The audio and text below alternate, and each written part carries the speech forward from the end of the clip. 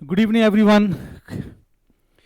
और अभी मुझे कुछ बच्चों का मैसेज प्राप्त हुआ जिसमें बच्चे बोल रहे हैं कि जो इलेक्ट्रॉनिक स्प्रेडशीट है ये वाला चैप्टर जो है उन्हें क्लियर नहीं हो रहा है। ठीक है, मैं आपको बता दूं जो चैप्टर पार्ट बी में जो पार्ट बी है, जैसे हम बताएं यहाँ पर जो पार्ट बी है, पार्ट बी में चैप्टर 1 और चैप्टर 2 जो है, इन दोनों चैप्टर्स में आपको क्लासरूम प्रोग्राम में भी मैंने बताया था, अभी फिर बोल रहा हूं कि आप सिर्फ स्टेप्स के जो बोल्ड लेटर्स हैं, बोल्ड लेटर्स में भी जो टैब हैं, इंसर्ट टैब है ना, फॉर्मेट टैब, टैब आपको पता होना चाहिए किस टैब में आपको, जैसे मैक्सिमम जैसे आपको पिक्चर है, कोई शेप है ना, कोई टेबल है, तो वो इंसर्ट टैब में ही जाएंगे। तो यहां पर ज्यादातर आपको इस टैब के बारे में बात की जाएगी। बाकी जो आपकी डेफिनेशंस हैं, वो डेफिनेशंस के लिए जो नोट्स आपको मैंने भेजे हैं, उन नोट्स से, इस चैप्टर का मैंने नोट्स ऑलरेडी भेजा हुआ है, उससे आप कवर कर सकते हैं। ठीक है ना। तो यहां पर देखिए, मैंने अभी बहुत समराइज तौर पे ये चैप्टर समझा रहा हूं, इसको समझ लीजिए आप। यहां पर हम बात करेंगे इलेक्ट्रॉनिक स्प्रेडशीट की, आप ध्यान समझिएगा। यहां पर हम बात करेंगे इलेक्ट्रॉनिक स्प्रेडशीट की, हम बात कर रहे हैं। क्या है ये? एक सॉफ्टवेयर एप्लीकेशन है जो ऑर्गेनाइज करता है डेटा, है ना। ये डेटा जो इस टाइप से जब बनता है ना, ये स्प्रेडशीट, तो जो डेटा है उसको ऑर्गेनाइज करता है, एंड किस में करता है? रोज में और कॉलम में। क्लियर है ना। अलाउ क्या करता है? यूजर को अलाउ करता है to perform calculation, store information and analyse. ये सबसे छोटी और सबसे समराइज डेफिनेशन है जो आपको यहां पर लिख सकते हैं। इलेक्ट्रॉनिक स्प्रेडशीट एक सॉफ्टवेयर, एक एप्लीकेशन दैट ऑर्गेनाइज, डेटा को ऑर्गेनाइज करता है रोज और कॉलम के फॉर्म में, जहां पर हम कैलकुलेशन, अपनी इंफॉर्मेशन को स्टोर करते हैं और एनालाइज करते हैं। ठीक है। पहले इन दो चैप्टर जो हमने बताए थे आपको कि सबसे लास्ट में रिवाइज करना है, इन दो चैप्टर्स में मैंने पहले वीडियो नहीं बनाई। क्यों? क्योंकि चैप्टर्स में ये स्टेप्स थे, और क्लासरूम प्रोग्राम में भी बताया था कि मैंने स्टेप आपको, भले ही स्टेप इसमें बहुत लैंग्वेज लिखी हुई है, स्टेप में काफी लैंग्वेज है, लेकिन वो लैंग्वेज नहीं, आपको बोल्ड जो ब्लैक कलर में जो आपके टैब लिखे हैं, कहां क्लिक करना है, वो स्टेप्स आप वहां पर मेंटेन करेंगे। और हां, कोई भी क्वेश्चन आप छोड़ना नहीं। ठीक है। हर क्वेश्चन में आप, अगर एक और चीज, सबसे बड़ा इंस्ट्रक्शन सुनिए ध्यान से, यहां पर आप जब क्वेश्चन को पढ़ेंगे, चाहे वो 24 एमसीक्यू हो और चाहे शॉर्ट आंसर हो, आपको क्वेश्चन को बड़े ध्यान से पढ़ना है। अगर आपने एक पेपर देखा हो तो जितने भी क्वेश्चंस हैं, अगर आप उसे ध्यान से पढ़ेंगे, क्योंकि वहां पर एक स्टोरी वाइज क्वेश्चन दे रहे हैं कि एक बच्चे ने यहां क्लिक किया, अब वहां क्लिक किया तो उसके बाद वो कौन सा स्टेप है जहां पर वो जाएगा, तो आप उस स्टोरी को समझ के भी अपने कॉन्सेप्ट को ला सकते हैं। तो यहां पर आपको ये डेफिनेशन ध्यान रखनी होगी। ये देखिए, ये वाला टॉपिक इंपॉर्टेंट है, कंसोलिडेटिंग डेटा वाला जो टॉपिक है ये इंपॉर्टेंट है यहां पर, है ना। अब इसको मैंने एक पिक्चर के माध्यम समझाया है। देखिए यहां पे लिखा हो combining data from multiple worksheet. ठीक है ना। हमने 4 जगहों से डेटा लिया और हम उन डेटा को एक जगह इकट्ठा करके उसको कंबाइन कर रहे हैं। लिखा ना, combining data from multiple worksheet, बहुत सारी वर्कशीट डेटा लिया और ranges into a single worksheet. देखिए बिल्कुल सिंपल डेफिनेशन, कंबाइन कर रहे डेटा बहुत सारी जगहों पे और जगहों से, और सिंगल वर्कशीट या लोकेशन पर उसको स्टोर कर दे रहे हैं। किससे? Using a spreadsheet program like Microsoft Excel और ओपनएफएस कैलकुलेशन। सिंपल है। हम मल्टीपल वर्कशीट का डेटा एक सिंगल वर्कशीट में कर रहे हैं, उसको बोलते हैं कंसोलिडेटिंग डेटा। ठीक है। हम वही आपसे कह रहे हैं। देखिए, आप चाहे एमसीक्यू की बात करें चाहे शॉर्ट आंसर्स की बात करें, पहले तो बड़े ध्यान से क्वेश्चन को पढ़ना है। क्वेश्चन को जब पढ़ोगे तो आपको उनकी स्टोरी समझ में आएगी कि वहां हो क्या रहा है। स्प्रेडशीट की बात हो रही है, या फिर डिजिटल डॉक्यूमेंटेशन की बात हो रही है, एसक्यूएल की बात हो रही है, या वो लास्ट में जो वर्क प्लेस सेफ्टी वाला चैप्टर है उसकी बात हो रही है, तो आपको ये समझ में आएगा। यहां पर देखिए फाइनेंस का डेटा है, यहां पर मार्केटिंग का डेटा है, यहां पर इंटरनल सीआरएम है, यहां पर कई प्रकार के डेटा हैं जिसको डेटा कंसोलिडेट किया गया और फिर उसको एक वर्कशीट में, वेयर हाउस में रख दिया गया। तो यहां पर मल्टीपल जगहों से डेटा आया, कंसोलिडेट किया और एक जगह पर स्टोर कर दिया। अब जैसे ये तो मैं समझ में आ गया कि कंसोलिडेशन होता क्या है। मल्टीपल वर्कशीट से हम एक वर्कशीट डेटा रख रहे हैं, मतलब कई जगहों पर डेटा एक जगह रख देते हैं। अब क्वेश्चन आएगा, क्वेश्चन बनेगा कैसे, तो क्वेश्चन पूछेंगे कि भाई इसके स्टेप लिखो, तो स्टेप लिखने के लिए आप, ये आपके स्टेप हो गए। अब ये स्टेप जो है आपको 2 से 4 बार तो पढ़ने ही पड़ेंगे। जब आप 2 से 4 बार स्टेप पढ़ोगे तो आपको कंसोलिडेटिंग डेटा समझ में आ गया दिमाग में कि हमें करना क्या है, हमें मल्टीपल वर्कशीट का डेटा एक सिंगल डेटा वर्कशीट में रखना है। तो उसमें कुछ स्टेप होंगे, तो क्या करेंगे, पहले देखिए यहां पर सबसे पहले भाई वर्कशीट होगी तो वहां पर हम टेबल बनाएंगे, टेबल में डेटा होंगे ना, बहुत सारा डेटा होगा टेबल में। उसके बाद यहां पर ये चीज ध्यान रखनी है, देखिए समझ जाइए, यहां पर मैं आपसे कह रहा हूं, आप अभी लास्ट रिवीजन कर रहे हैं अपना, मैं आपको फाइनल यहां पर इस वीडियो में टच दे रहा हूं कि ये जो 2 चैप्टर हैं इसमें स्टेप्स हैं सिर्फ, और स्टेप्स भी आपके बहुत सारे कॉमन हैं। अगर 10 टॉपिक की बात करें तो 10 में से 5 टॉपिक में एक प्रकार के स्टेप हैं, भाई ये टैब सेम है, वो ग्रुप सेम है, ऑप्शन सेम है, तो आपको 5 और अगले 5 क्वेश्चन में आपको फिर वो टैब सेम है। तो यहां पर देखिए आप, यहां पर क्रिएट टेबल इन वर्कशीट बनाया उन्होंने। उसके बाद यहां पर हम गए डेटा टैब, डेटा टैब पे क्लिक करोगे, वहां पर क्या मिलेगा, कंसोलिडेट ऑप्शन। कौन से टैब है, डेटा टैब। उसके बाद यहां पे जब कंसोलिडेट डायलॉग बॉक्स ओपन होगा तो वहां पर हमें कोई फंक्शन सिलेक्ट करना होगा। कैसा फंक्शन, कौन कौन से फंक्शन होंगे वहां पर, sum, average, count, max, minimum, product. क्यों ये जो फंक्शन, आपने 4 जगह से डेटा कलेक्ट किया और हमने एक जगह रख दिया, तो किसी जगह से पता चला कि क्या कहते हैं 12 आइटम्स हैं, किसी जगह पे 10 हैं, तो 12 और 10 को जोड़ना भी तो होगा कि टोटल कितने हो गए, तो वहां पर आपका यहाँ काउंट हो जाएगा, है ना, सम हो जाएगा। तो ये जो यहाँ पर जो डायलॉग बॉक्स ओपन हो रहा है ये फंक्शन के लिए हो रहा है। तो तीसरा स्टेप क्या हो गया, सिलेक्ट अ फंक्शन। पहला क्रिएट टेबल, दूसरा data tab, click on the consolidate option, फिर उसके बाद सिलेक्ट फंक्शन, फिर सिलेक्ट 2 टेबल्स, भाई वर्कशीट में से 2 टेबल को उठाई और उनको हमने मर्ज कर दिया। तो यहां पर फिर क्या हो जाएगा, now press more button and select row level, column level, और उसके बाद यहां पर ओके कर दीजिए। तो ये स्टेप जो है, ये स्टेप आपको 4 से 5 बार पढ़ने पड़ेंगे। और ऐसा भी नहीं है कि आपको पता नहीं है, ये सारे आप किए हुए हैं, आपको टेबल बनाना है, कंसोलिडेट करना है, उसके बाद आपको ये फंक्शन करना है। प्रोडक्ट करेंगे तो जो 2 कॉलम होंगे उनका प्रोडक्ट हो जाएगा, ऐड करेंगे तो ऐड हो जाएगा। ये देखिए आप, ये सब टोटल है, ये भी आपका यहां पर टॉपिक में था।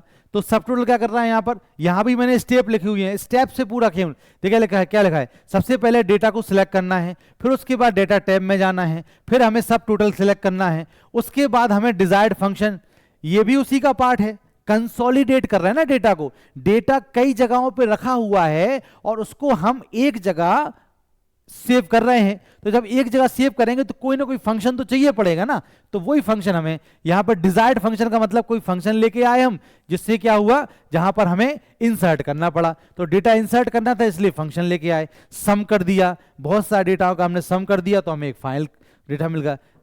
अब यहां पर सब टोटल ऐड करता है डेटा अरेंज इन एरे, मतलब बहुत सारा डेटा पड़ा हुआ है ना, उसको कर रहे हैं। तो group of cells with level of columns and rows, तो कॉलम और रोज के बेसिस पर टेबल होती है और टेबल में डेटा होता है। तो यहां पर हम सबसे पहले क्या करेंगे, डेटा टैब में जाएंगे और वहां पर सब टोटल पे क्लिक करेंगे, डेटा टैब में जाएंगे और वहां पर हम सब टोटल में क्लिक करेंगे, और उसके बाद हमारे पास फंक्शन रहेंगे काउंट, मिनिमम, मैक्सिमम, जो भी हमारी रिक्वायरमेंट होगी उस हिसाब से हम इसको ऐड कर देंगे।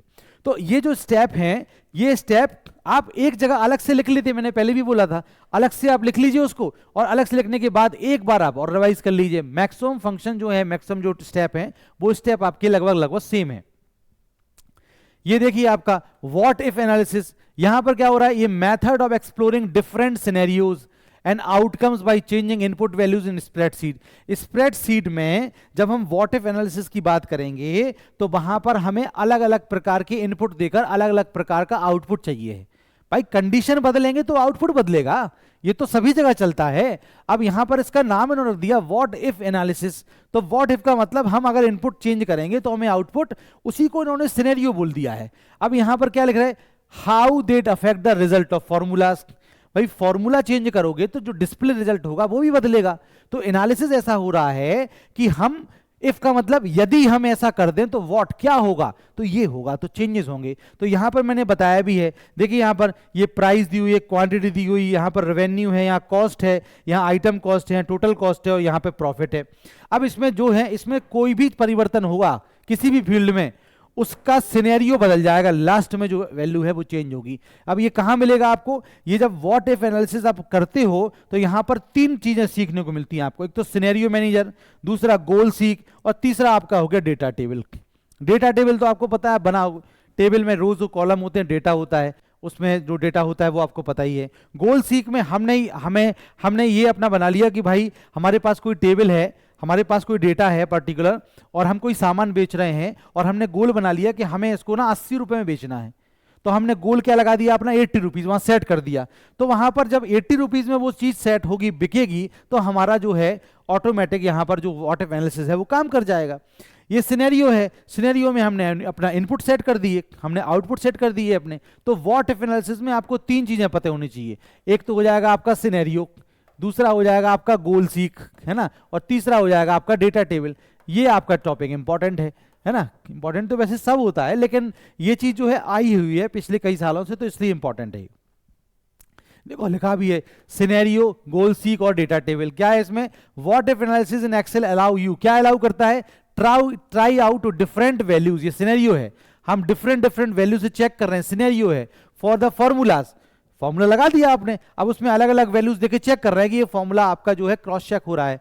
This following example help you master what if analysis. अब देखिए यहां पर मैं ये वही बताना चाह रहा था आपसे कि अगर आप किसी पर्टिकुलर वैल्यू में इनपुट चेंज कर रहे हैं तो फॉर्मूला वेरीफाई हो रहा है, या फिर अगर आपने अपना गोल सेट कर दिया है तो उससे आपको यहां पर चेंजेस हो रहे हैं। ठीक है, ये देखिए आप। अब देखिए लिंकिंग स्प्रेडशीट है, इसमें मैंने कुछ भी लिखा नहीं। इसमें क्या टॉपिक थे? इसमें टॉपिक थे inserting new sheet, rename worksheet, changing the sheet colour, delete worksheet और मूव वर्कशीट। ये 5 टॉपिक इसमें थे। बेटा अगर आप इसके स्टेप देखोगे ना तो इसमें स्टेप लगभग सबके सेम है। आपका टैब सेम है, फॉर्मेट टैब जैसे है, तो फॉर्मेट टैब के अंदर एक एक ऑप्शन चेंज हो रहा है। तो इन सबको एक साथ लिखकर ऐसे आप इसमें सिर्फ जो आपके स्टेप हैं वो स्टेप आप एक बार देख लीजिए तो आपके स्टेप पूरे हो जाएंगे। तो मतलब इंसर्टिंग न्यू शीट, आपको इंसर्ट हो रहा है तो इंसर्ट टैब, है ना। तो ऐसे करके आप इनमें जो इनके जो टॉपिक हैं, इनके जो स्टेप्स हैं वो लगभग कॉमन है आपको। तो यहां पर टैब का बात करना है आपको। हाइपरलिंक, हाइपरलिंक जब हम एक प्लेस से दूसरे प्लेस, है ना, मूव करना है, हम क्लिक करेंगे तो हम एक प्लेस से दूसरे प्लेस की तरफ मूव करेंगे, तब जाके हाइपरलिंक होता है। हाइपरलिंक में आपको यहां पर 2 पढ़ना है, रिलेटिव हाइपरलिंक और एब्सोल्यूट हाइपरलिंक। यहां पर absolute hyperlink provide the complete address. देखो यहां पर ये क्वेश्चन आपको कल मिलेगा, ये क्वेश्चन आपको मिलेगा। Absolute hyperlink provide the complete address. Complete address होगा यूआरएल और पाथ। यहां पर एग्जांपल क्या है? देखो यहां पर HTTPS, ये पूरी वेबसाइट का नाम दिया, ये पूरा कंप्लीट एड्रेस है। तो जब भी आपको कंप्लीट एड्रेस की बात होगी तो वहां पर आप बात करोगे एब्सोल्यूट हाइपरलिंक। तो एब्सोल्यूट हाइपरलिंक की जैसे डेफिनेशन आपको पता चल गई, और ये एग्जांपल आप देख लीजिए, कंप्लीट यूआरएल। तो हो सकता है कि आपको यूआरएल बनाया दे दें और फिर आपसे पूछें ये कौन सा है, ये MCQ बन सकता है।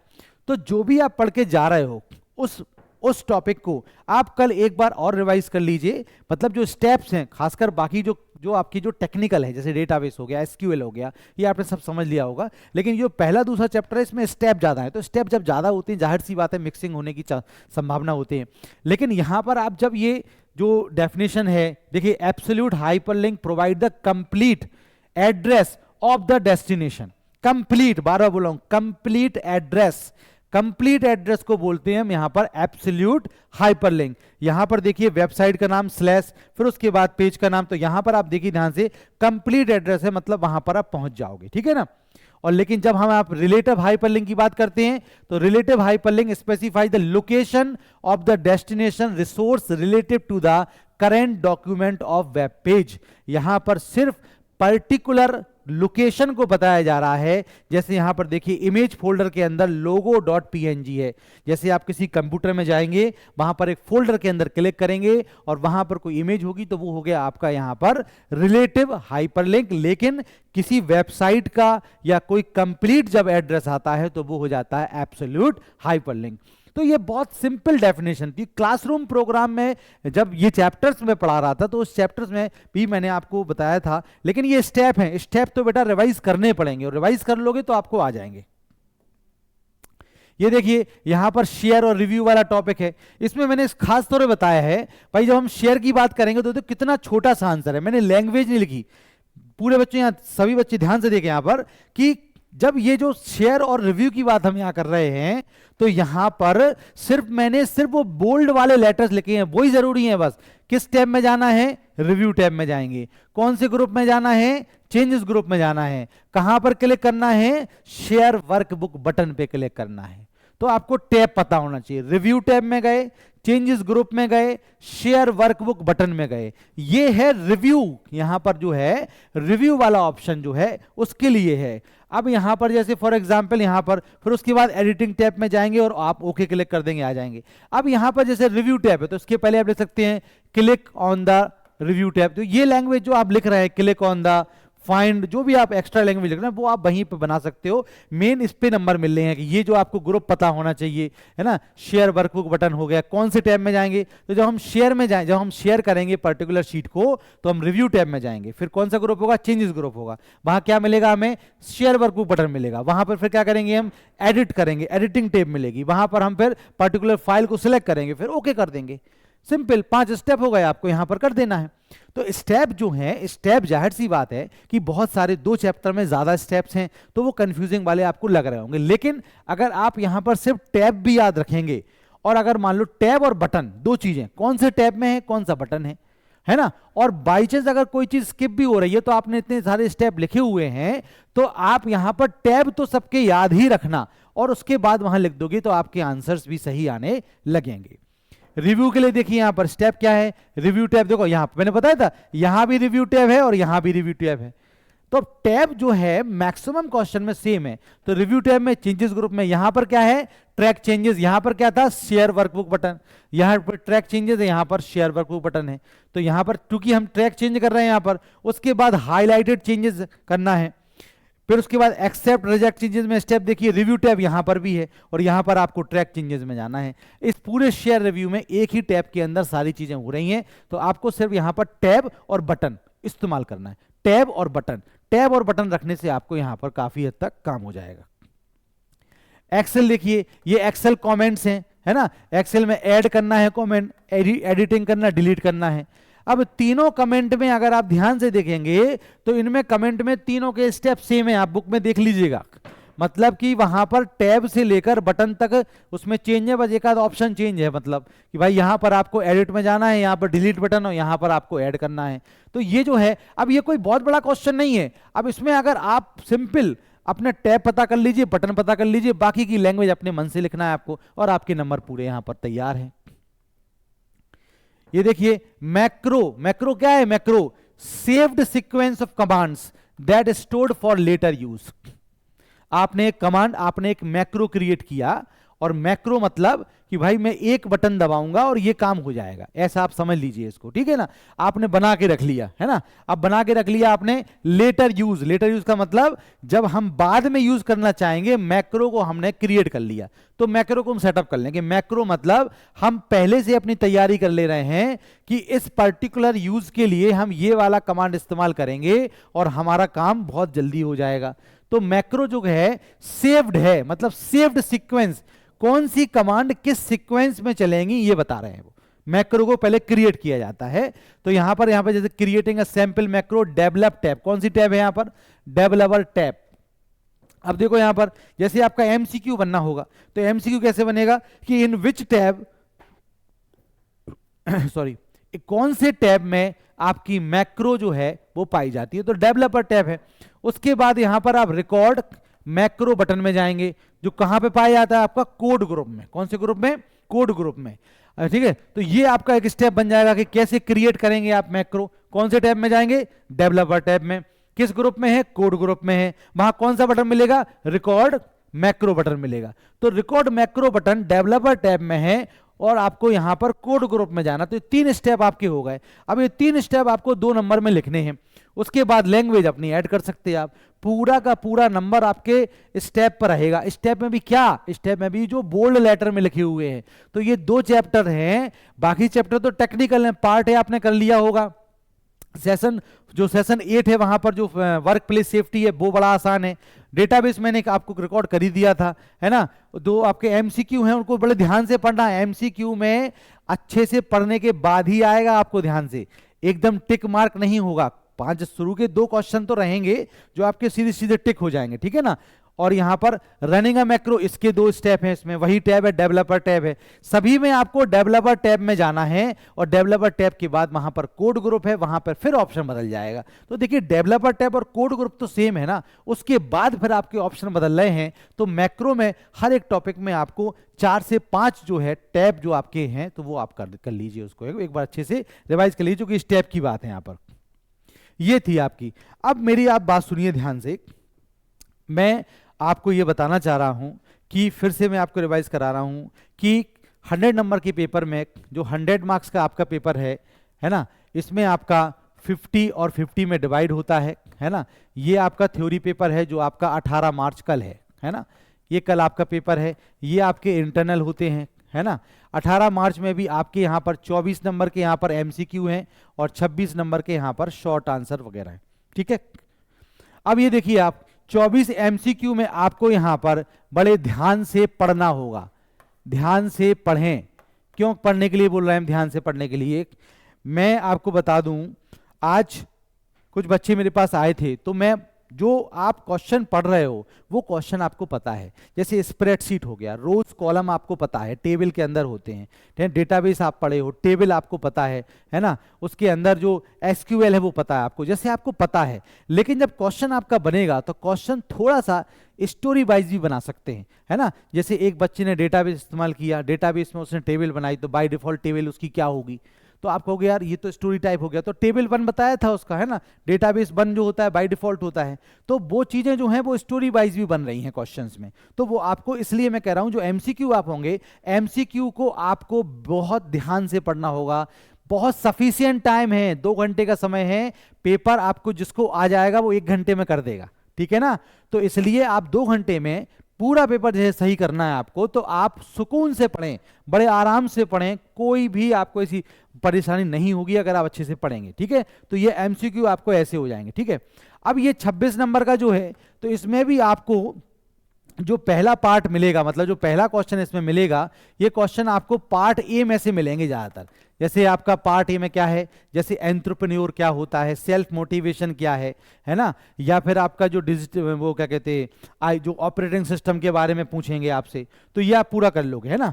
तो ऐसे आप जो, लेकिन जो लास्ट क्वेश्चन आपका है, लास्ट क्वेश्चन जो है, हो सकता है आपको डेटाबेस के 2 क्वेश्चन मिल जाएं, जैसे हमने जो टेबल वाला बताया था, है ना। जैसे आपको रिकॉर्ड पूछ लें, कितने रिकॉर्ड्स हैं, कितने इसमें क्या कहते हैं आपके फील्ड हैं, और जो एसक्यूएल कमांड्स मैंने बताई हैं, तो लास्ट वाला क्वेश्चन उस पर रहेगा। तो सब क्वेश्चन को अगर आप, सभी क्वेश्चंस को अगर आप बड़े ध्यान से पढ़ोगे, तो बड़े आसानी से आप जो पेपर है उसको कवर कर लोगे, ठीक है ना। सिर्फ आपको स्टेप, मैंने अभी जो 1-2 बच्चों से मेरी बात हुई, तो वो बता रहे हैं स्टेप्स का बहुत ज्यादा कंफ्यूजन है। तो स्टेप्स ज्यादा हैं इसलिए कंफ्यूजन है। तो स्टेप्स को अपने हिसाब से वर्ड बाय वर्ड लिख लो, कौन सा टैब, कौन से ग्रुप में, और कौन सा बटन। सिंपल, सबसे पहले टैब पता हो, फिर ग्रुप हो, कौन सा बटन, और फिर उसके बाद जो आपको लैंग्वेज देना है, सिलेक्ट अ टेबल वगैरह, ये सब तो कॉमन लैंग्वेज है जो आप लिख लोगे, ठीक है। तो बिल्कुल भी नर्वस होने की जरूरत नहीं है। और यहां पर आपका पेपर जो है वो आप रिवाइज कर लीजिए, स्टेप एक बार अच्छे देख लीजिए, और डेटाबेस मैंने जो पढ़ाया हुआ है उस वीडियो को दोबारा देख लीजिए एक बार। एसक्यूएल जो कमांड्स हैं बताई हैं वो एक बार देख लीजिए। लास्ट वाला चैप्टर वर्क प्लेस सेफ्टी है, उसमें कुछ हेडिंग्स हैं वो आपको करनी है, बाकी अंदर की लैंग्वेज आप लिख लेंगे तो बिल्कुल आपका पेपर जो है बहुत अच्छा जाने वाला है। एक बार फिर से बेस्ट ऑफ लक, ठीक है। और फिर भी लास्ट पेपर है ये आपका, ठीक है।